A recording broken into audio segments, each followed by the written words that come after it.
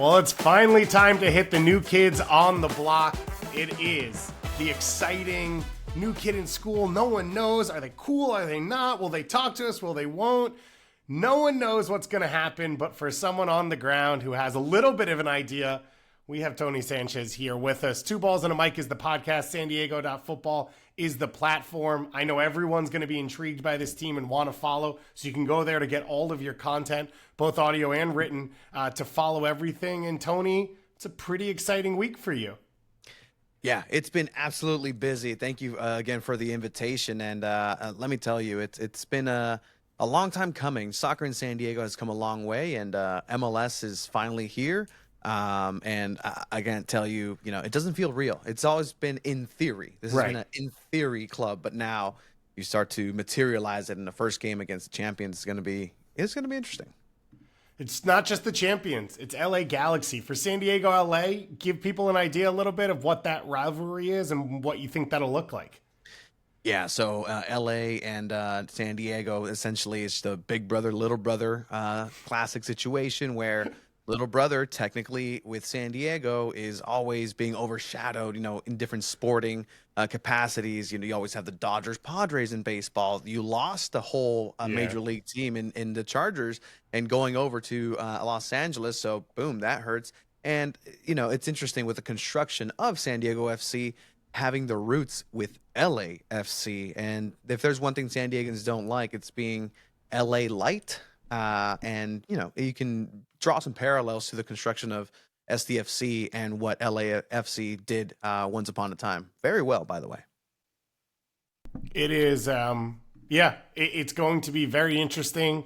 I went back through the last few expansion teams, and it's hard because outside of St. Louis, they were really all heavily COVID affected. And then you're going back 6-7 years to LAFC, which it just feels like a different era of the league and the sport in this region and all that type of stuff. And so I think it's really been hard for me to put my finger on what this all looks like. For anyone who's listening for the first time, welcome. Anyone who's listened before, we kind of have a format for these. We're going to break that format a bit because we're not going to go through every transfer and everything that's happened. And we're not coming off a previous season. So we're going to just talk a little bit about this team. We've got our Doyleism and our over-under line as well to finish out on. Let's start with Mikey Varas. What has he sort of been like so far to the fan base, and what have you seen from the outside? So it's really a perfect situation if you ask San Diego FC. Everything that they've done is exactly how it's been calculated. And head coach Mikey Varas is that piece that you want to go ahead and build a roster with, especially with a mentality and the right to dream aspect, where you have a lot of academy players coming through this specific philosophy of playing the game. And Mikey Varas is somebody who's known as developing youth talent and developing talent. This is his first major stint with adults, with non-children, essentially. He did have a interim role with the U.S. men's national team right before Pochettino. But overall, this is going to be his first experience with that. But with Tyler Heaps at the helm and really just kind of having this new way of money balling MLS, it's going to be interesting to see how that exactly quantifies in wins or losses. And I asked Coach Mikey Varas the other day, hey, are you going to prioritize performances over results? Or are you going to stick to this right to dream style and what that looks like aesthetically? Or are you willing to just say abandon it in the 85th minute because if you throw another striker in there, just abandon that sort of mentality, you can get a tie or a win. So these are the really common threads that are going to be interesting to watch through this season for San Diego. And what should we expect from the fan base in terms of reactions or what they want from all of that? What do you think San Diego FC's fan base will be? The fan base is a fan base that's been struggling in terms of really coming together. That it's finally happening. There was a initiative here in San Diego that failed with Landon Donovan and Soccer City to bring MLS. And then it ended up being San Diego State University that built Snapdragon Stadium, where San Diego FC will be. And so with that, there's been just catch-22 after catch-22 for people who have been following this and wanting this locally. San Diego Loyal, USL Championship Club, essentially perished and gave way to San Diego FC. So there's all of that, along with the mix of people who have never been exposed to MLS. They are Liga MX fans. Currently, right now, I am half a mile from the San Diego Tijuana border. I can see it from my house. Right. And, that's the interesting dynamic where at the end of the Friday day, night Cholos, Saturday San Diego FC. exactly. And those relationships are being built, but the fan base wants championships. San Diego has never won a championship outside of the San Diego Soccer's MASL indoor professional 16-time champions. Don't let them forget it. But other than that, nobody has won a championship in San Diego in a major league sport. So that's that expectation. Go ahead and be a team that develops locally, be a team that develops and has an attractive play style. But at the end of the day, this fan base deserves a championship. So the big names on top coming in to try and make that happen. Chucky Lozano, of course, the biggest of them. He is sort of the Carlos Vela of this whole project, the face of it, that early signing that you could build the hype around. And of course, the connection you mentioned to a lot of Liga MX fans where he came from. And of course, El Tri, which he's more famous for. And then Andres Dreyer brought in as well as that second designated player. Those are the big names. And that's what is going to sort of fuel a lot of this early on. Who are you most excited to see on this roster, and who have you sort of kept coming back to be like, I wonder what it looks like when they're finally out there? I mean, honestly, there was a lot of question marks to begin this roster build from the get-go. But I'm very interested to see how the Right to Dream DNA legacy players that were brought in are going to really develop this play style. That's the number 6 Sverskov, Jeppe, who's essentially going to be the captain working in that midfield in that 6, who's exactly going to be just pulling the strings, being the maestro in the middle, but also being a reflection of what this play style essentially is. And up front, number 9, you have Marcus Invarsten, who also comes from FC Northland, the Right to Dream Academy.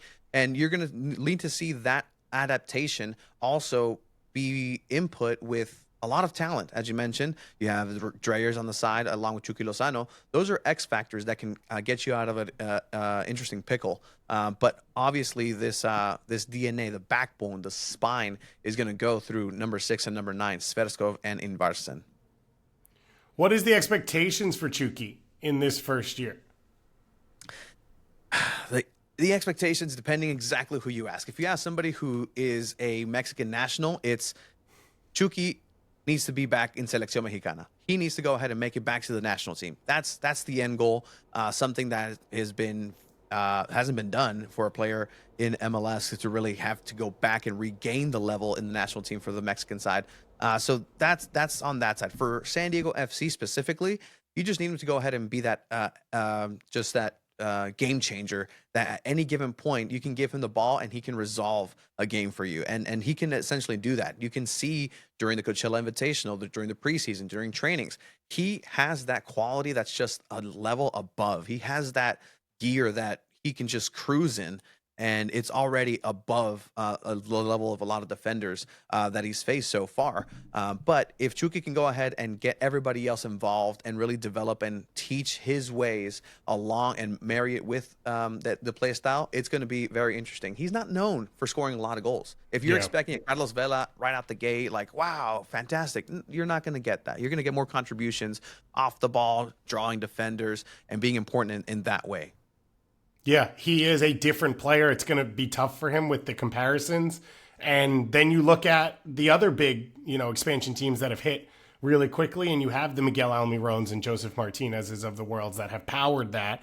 Chucky Lozano, I think, a little bit of a different player, but the potential for him to be the impact is still there, which is, can he come inside, draw defenders, make life easier for everyone on his team, and then when he gets isolated, can he break out and create chances and get on the end of things and score goals? I think the expectation probably is the double-double season, and I think anything there is fine. Like, you'd like for it to be more than 10 and 10, but if it's not, I don't think it's the end of the world for this team, and I don't think it's the end of the world for him. And reminder for everyone, like, he's coming off basically a full European season, half a European season, and then all of that going into this. So it's a very odd calendar for him. to get settled and to get locked in and get ready to start. And it starts, of course, with the LA Galaxy on the road, which is a fascinating way to start things against the reigning champions. And then the first home game is March 1st for St. Louis. What's the moment that you're looking forward to most? What's sort of that aha moment or something that you can't wait for everyone outside of San Diego to see?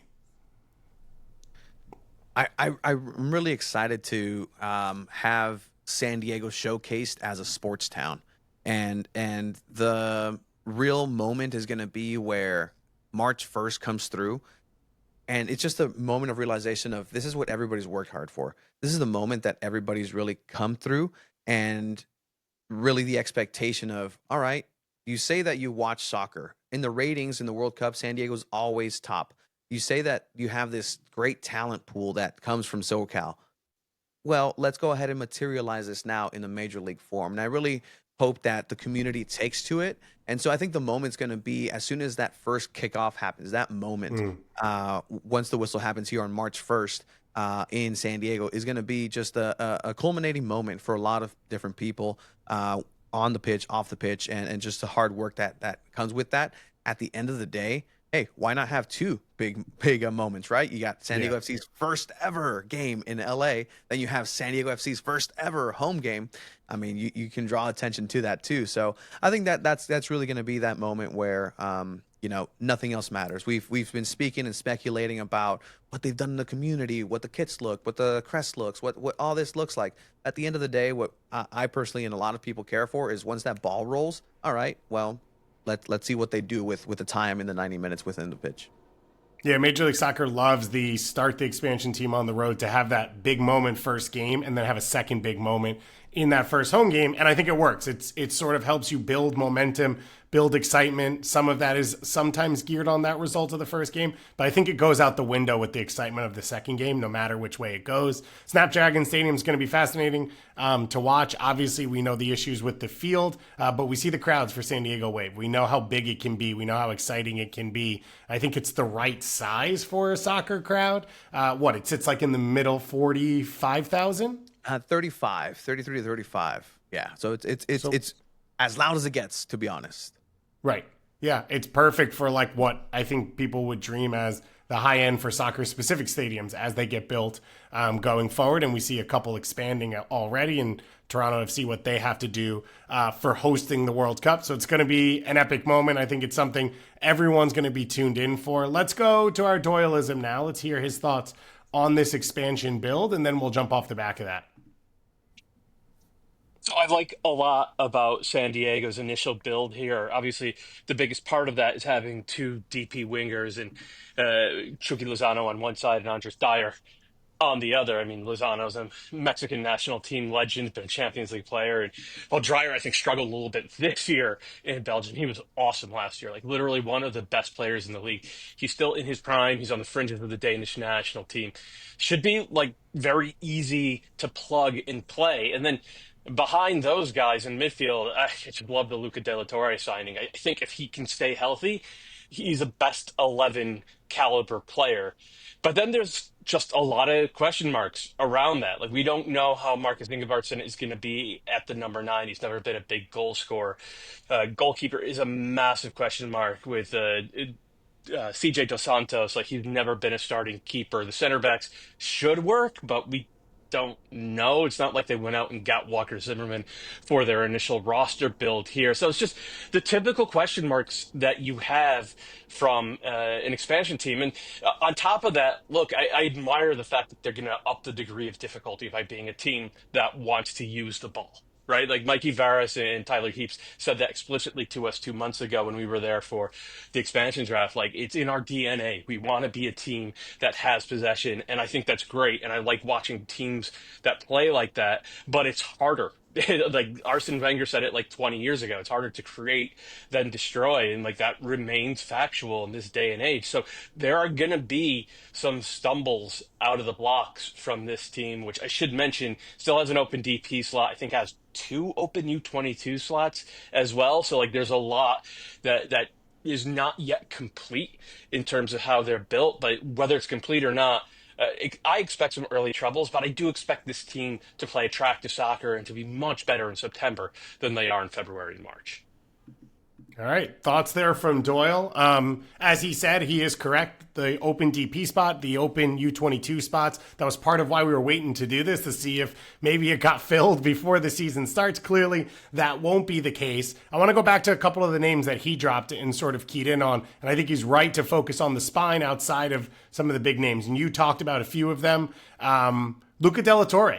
There's a lot of excitement around this, right? He's a full U.S. men's national team player. He's also part of the story. He had to leave San Diego to go have a professional soccer career because there wasn't a team, and now there is. And so for him to come back and maybe reestablish himself in his career, but also help this team from the start, it feels like a really cool narrative. Yeah, no, it's really impressive what SCFC's been able to do with the player, right? You were almost wondering who the player was going to be, you know? You can have Brandon Vasquez. Was Paul Arriola going to be back? You know, you technically have Joe Corona across the border with Cholos, but Luca La Torre is definitely one that was circled. And again, it's one of these things where a best case scenario, if you ask San Diego FC, that's exactly who they wanted from the beginning. And so having him be over here on a loan is just like a little taste of it, and trying to go ahead and lure him into a permanent deal. His play style is going to really meld very well with Mikey Varas' idea and his 4-3-3 transition. And you saw it when they went over against Red Bulls in this last preseason game, where those spaces are open and he can definitely make those diagonal runs and receive a pass from the back end in order to go ahead and just create something out of nothing. And again, talking about that counterattacking style, Mikey Varas and SDFC, they're going to live and they're going to die by that counterattacking style. You saw it in the first two games in the Coachella Valley Invitational, where they were definitely punished for that. But Luca de La Torre is absolute class. It's another player that you can definitely see that there is an extra gear just waiting to be had. And, you know, he didn't play a lot of minutes in La Liga last year for him. But now, again, he's still getting that training. He's still in that environment where he's able to bring that experience and really put this midfield together. And it can really be incredibly special to have him link up with Dreyers and Lozano whenever they want to. Yeah. He's going to be really interesting in this team. Like you said, his ability to sort of pick up the ball and attack defenses is going to be big. I watched that Red Bull game, and it was like really interesting, the spaces then that opened up for Dreyers, and we saw Dreyers get the goal. But I think it takes a lot of positional responsibility off him, because De La Torre is going to cover some ground in that midfield area and be able to draw a few different midfield or defending players. Doyle talked about the rest of the spine, the unknown. We have seen teams in MLS come in with quote unquote unknowns in goalkeeper, but I think there's belief that a lot of these guys have the talent to do it. And I think the pool is deep enough across Major League Soccer that there are backups that should be starters. And I think that's fine. The Andres Reyes trade is interesting to me. It makes a lot of sense, right? You look around the league, who's got some depth at center back?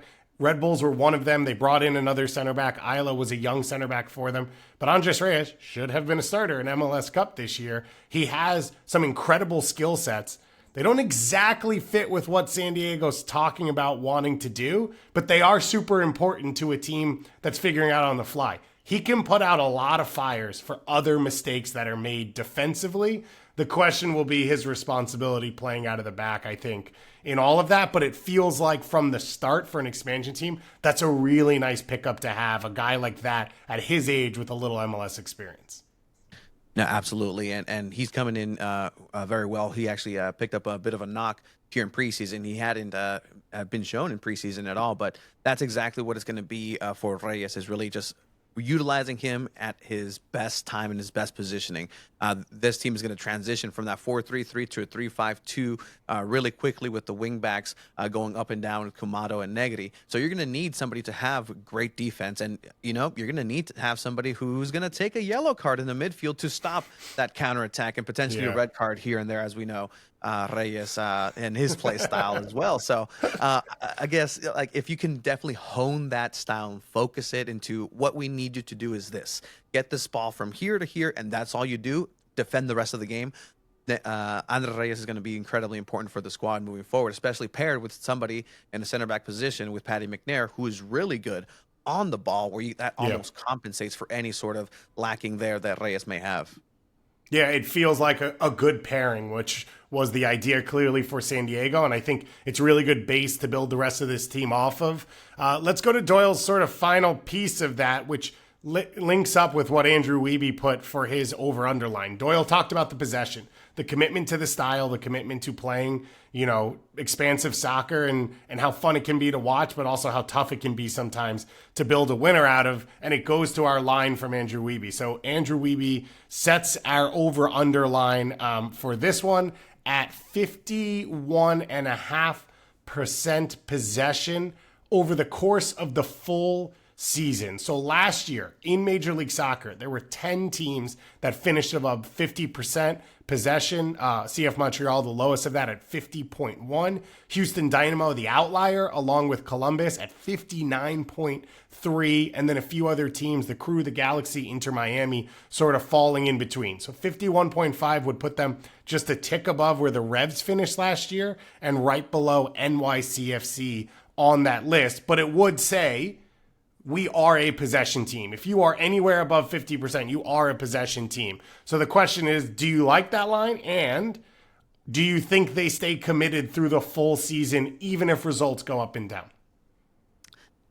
In terms of commitment, yes, 100%. They are going to stick to this mindset. They are going to be stubborn, and they're going to be frustrating to watch a lot of the times, especially when something like this, it takes time and chemistry to build a multi-dimensional facet of possession ball.